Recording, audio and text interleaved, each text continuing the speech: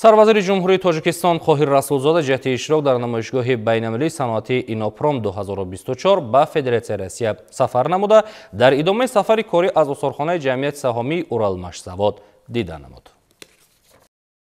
8 ایول سربازر جمهوری تاجیکستان قاهر رسولزاده در ادامه سفر کاری در فدراسیای روسیه از آثارخانه جمعیت سهامی اورالمشزавод دیدن نمود. یادآور می‌شویم که کارخانه مذکور سال 1933 به استفاده داده شده است. سربازر مملکت با شرایط کارخانه شناس شده به کار متخصصان بهای بلند دادند. عین زمان در کارخانه تجهیزات کمپلکسی کوهی، متالورگیا، صنعت سمنت، ساحه انرژتیکا، تجهیزات برداشتن نقلیاتی و دیگر تجهیزات‌ها استحصال می‌شوند. جمعیت سهامی اورالمشزавод یکی از پیشرفت‌ترین بازار تجهیزات روسیه برای متالورگیا، صنعت کوهی، صنعت مواد ساختمانی و انرژتیکا بوده.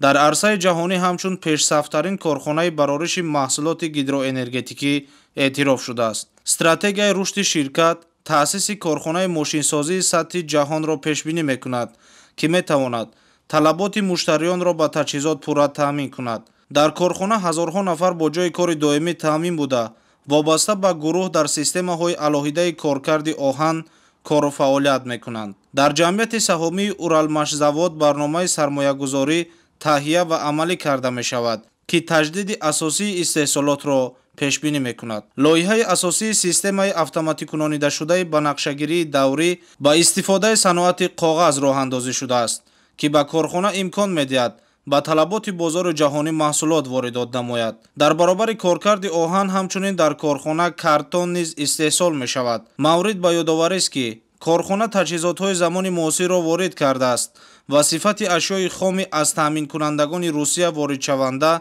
و محصولات استحصال شده را از سنجش می‌گذرانند. باید قید نماییم که تمام محصولات به بازار داخلی وارد می شود. بسته‌بندی کارتون مال سرطلب است که در تمام ساحه‌های صنعت ضرور شمرده می شود.